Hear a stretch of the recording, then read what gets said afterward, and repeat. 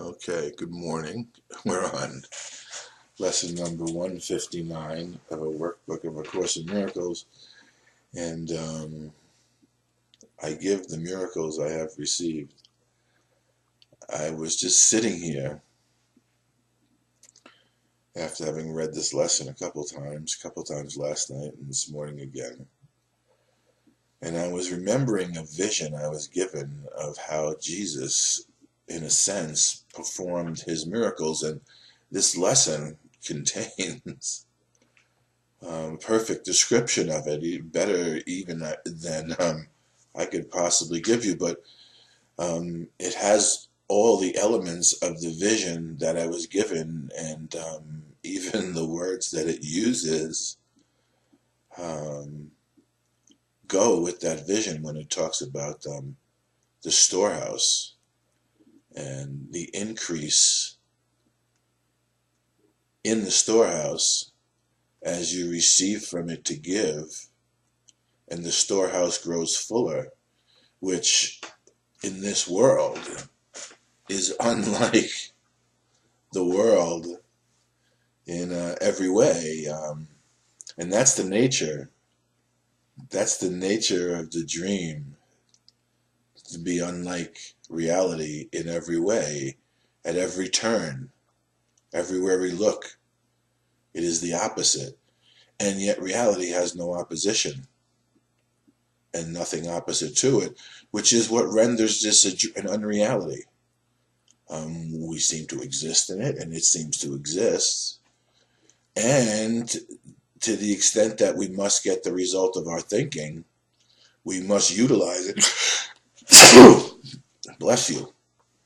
We must utilize it to demonstrate the reality that we are from, for our own benefit and for the benefit of all those who are given to us to help us learn of it ourselves. I was thinking this morning, because there are things in this lesson you cannot, you understand that you are healed when you give healing. You accept forgiveness is accomplished in yourself when you forgive. And I don't know what that means or what that how that works in you, how you understand that.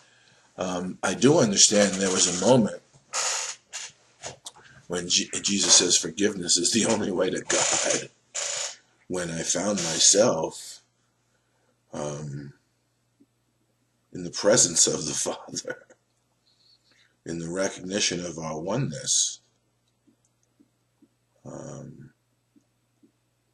I had no idea. Actually, there was no Course in Miracles in my life at that time to help me understand what had occurred, and yet there was a promise of the Course directions being given to me, and then when the Course showed up, I understood perfectly well that this is what it was.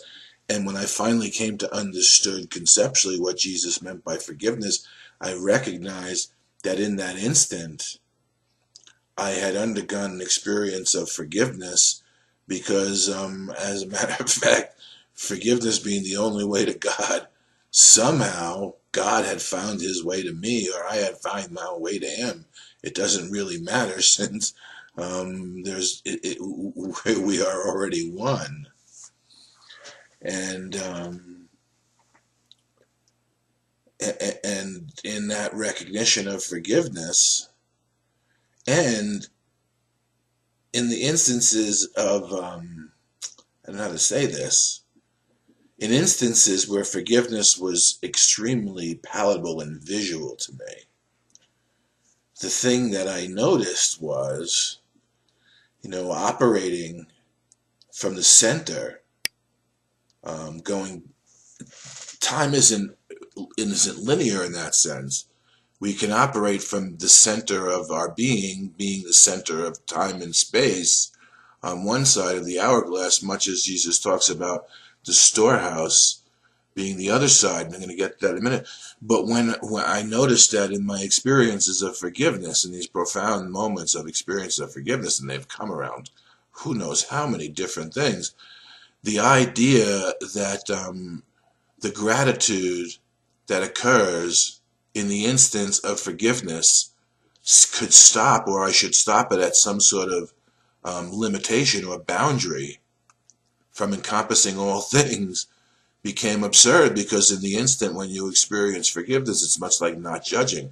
And ultimately, everything leads to our total release and our releasing of our brothers in the totality of the dream. And that's what we're after in this experience within ourselves. And that's what we've come to give when that experience has been given to us. So you can't stop the gratitude. It's much like you when you were a child and you wanted to pray and you were told to pray and you began to pray for people, and all of a sudden you was like, well, wait a second, if I pray for this one, I should pray for that one. Until finally you don't know, you get guilty as a child because you don't know how you can pray for everyone all at one time. Well, this is offering us the ability to alleviate the guilt of the necessity to leave anyone out of our prayer for forgiveness and our gratitude at the receiving of forgiveness, because it must be all-encompassing for it to be real, much like reality is all-encompassing as love is. And so you begin to get grateful, and the gratitude goes in all directions at once and encompasses all things, and it comes back and literally, as Jesus says, you become grateful for yourself. And Jesus talks about, he thanks Jesus Christ himself. He thanks Jesus.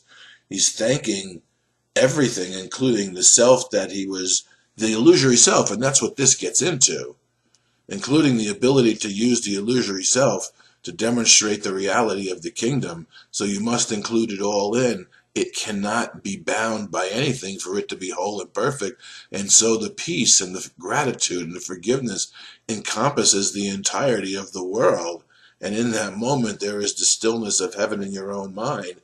And you give to all things what was just given to you in a single action of mind. Because where does it stop? Where would you stop it?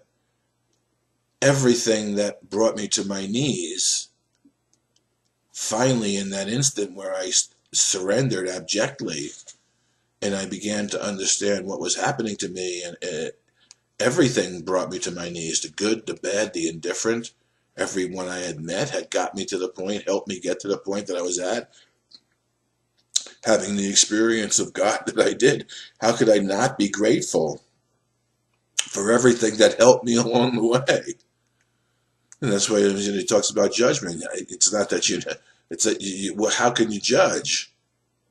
Like, how can you judge the good and the bad when it all cooperates? Everything, it all works together for the good of your own awakening right here and right now. And this lesson is much that way, if I can get back to the lesson. Because as I was sitting here getting quiet, everything was being encompassed, and I was sitting here in stillness wondering why I would need to do the lesson, commentary. Well, maybe I should just sit here and be still and hope that you could enjoy the peace and gratitude that I have in my heart and my mind for each and every one of you that allows me this morning. It would be the same idea. It's just the same idea that allows me this morning to present this to you. I mean, the idea that somebody asked me to present this to you, and in my saying yes to the presentation, I'm brought into a moment of total gratitude and release, has to include everything that has helped me get there, and helped her get there, and helped us all get here right now.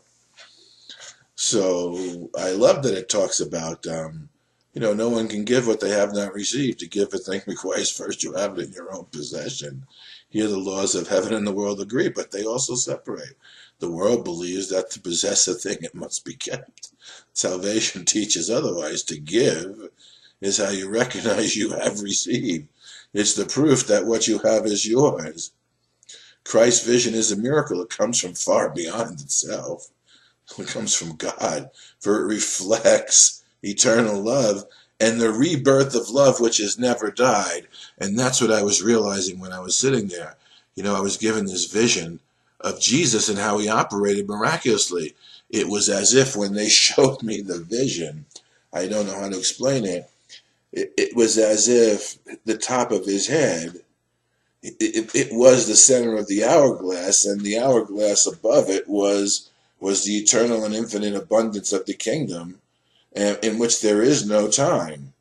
And as his thoughts rose into that, they returned back to him, and in the immediacy of salvation, everything was available to him whenever he needed it in order to live a miraculous life and demonstrate the miraculous nature of the kingdom right here on earth, where it was made, and which was made to deny it. And this even gets into this. This is a lesson that everyone should read. Because of the truth of it and the reality and the simplicity. So I was shown in that how Jesus' mind was always on the infinite and the eternal, in the love and the abundance of the infinite and eternal reality in which he was created. And for a moment, you're wondering, well, but we're all exactly like that. The only difference is, as he said, it wasn't a loss of our perfection. It was a break in communication. And this course and utilization of Jesus as our intermediary is the way in which we reopen our mind and our heart to that eternal and infinite abundance of the communication of life as God extends life as us. So it's available to each and every one of us. And you cannot not be worthy. You must, because God created you. There's no difference in that sense between you and Jesus. He may be an elder brother who's a moment ahead of us in space and time, but when in our creation and even in our being, seemingly being here, we must all be the exact same, because it's a single illusion. It's not a different illusion. It's an illusion of differences, yes, but it's all just an illusion. So your mind and heart is equally available to the eternal and infinite nature of the abundance of the storehouse, wherein all gifts are waiting for us to receive, so as to give them freely to increase the storehouse. Jesus tried to teach this in parables to people who weren't quite ready, but he did a great job. If you go back, and he not only did a great job of teaching, he did a great job of demonstrating the integration of his own teaching in the miracles that he performed. And obviously the penultimate one was the overcoming of death, and showing us that life is eternal and death has no effect on who we are in reality, so has no effect on who we are ever at all. In the hallucination, the dream cannot limit the availability of that reality, because it isn't anything in that sense. It's all in this lesson. Christ's vision is the bridge between the worlds. And in its power can you safely trust to carry you from this world into one made holy by forgiveness. Things which seem quite solid here are merely shadows there, transparent, faintly seen at times forgot, and never able to obscure the light that shines beyond them. Holiness has been restored to vision.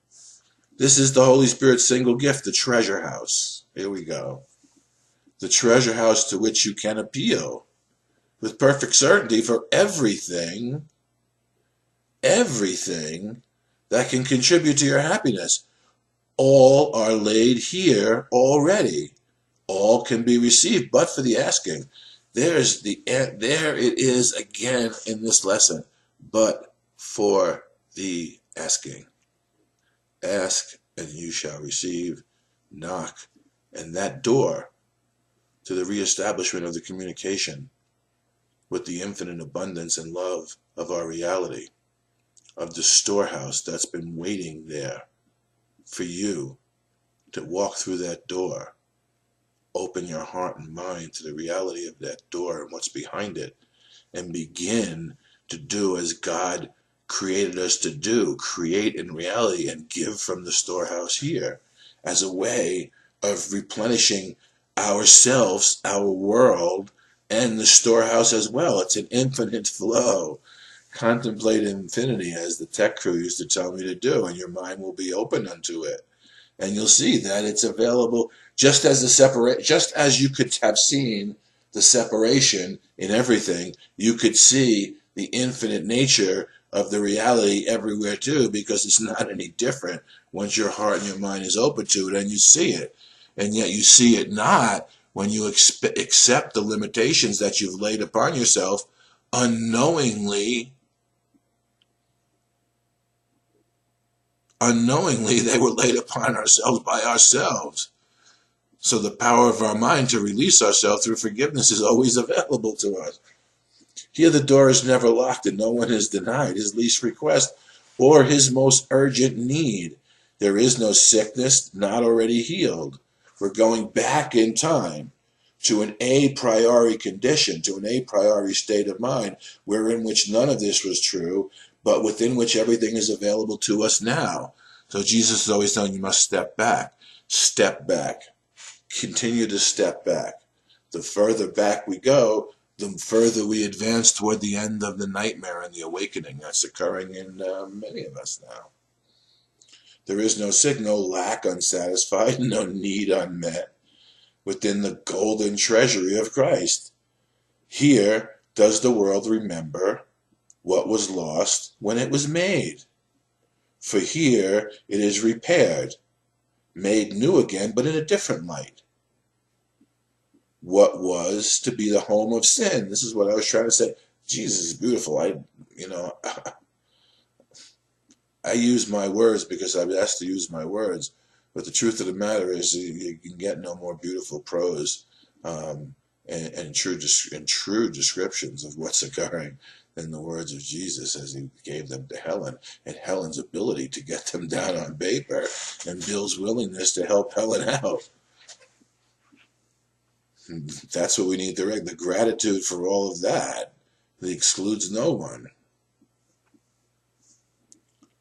What was to be the home of sin becomes a center of redemption. It's a redemption center. You thought you came here to die. You came here to be redeemed. Just a slight shift in perception. That's what a miracle is.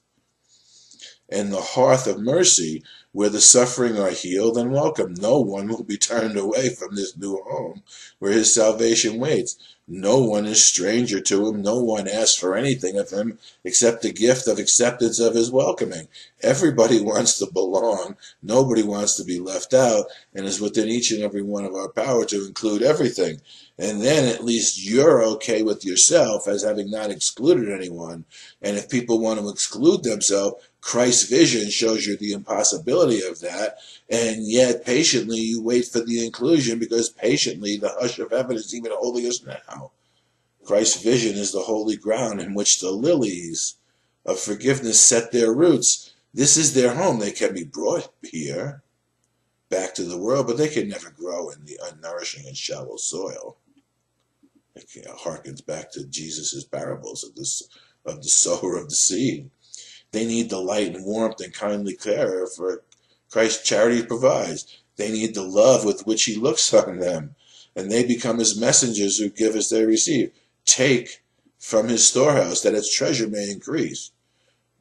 Exact opposite of the world of space and time, where the hoarding guarantees the treasure doesn't decrease and sits there as it rusts away in the unuse of it, in order to retain it and thinking that it's in the retention that you own it and have it. Why would you want anything that you couldn't give freely of? Including your heart and your mind. Why would you want to protect anything if the way you protect the value of it is by giving it away? They do not leave their source, but carry its beneficence with them. It's much like the lesson yesterday when it talks of the scent of the flowers being the gift that it offers you as they bloom. They do not leave their source, but carry its beneficence with them, and turn the world into a garden like the one they came from, and to which they go again with added fragrance. Twice blessed. We're twice blessed. We're already blessed in reality, and we're offering a blessing here, which comes back to us. We're twice blessed. The messages they brought from Christ have been delivered and returned to them, and they return gladly to him. Behold the miracle. Behold the store of miracles set out for you to give. Are you not worth the gift when God appointed you? When God appointed it be given you. Judge not God's son, but follow in the way he has established. Christ has dreamed a dream of forgiven world. It is his gift.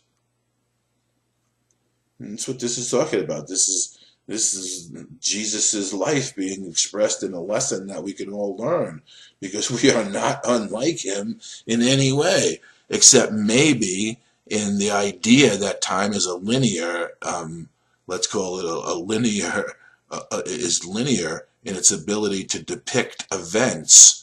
The event of your awakening, the hearkening of what this is offering to you, is exactly what the experience of Jesus had within his own heart and mind and offered to the world. Perhaps he was a day or two before us, but you can't be any later than, you can't be late in this, because the time has been appointed by the mind itself. We read that in yesterday's lesson. This is a beautiful lesson. These words are incredible. And they're not just words, they're light. The light of God is contained within the message, and the message is contained within you, because the message is contained within the Christ, which is what you and I are. Ask and you shall receive, knock and it shall be opened to you, as above, so below, as within, so without. The way to live. I know it's strange in the world to attempt to do this, but it's no stranger than coming to a world in order to die. The kingdom is, you're no stranger to the kingdom, but you are a stranger here. And yet it is given you to offer the kingdom even here. So today let us be about our Father's business, in extending that which he gave us in our creation to all, so they can remember and reopen communication with the storehouse for themselves. And in any second, this will be the garden, and he will come and he will walk in the garden. And when he says, Adam, where are you? Say, here I am, Lord. Past is over.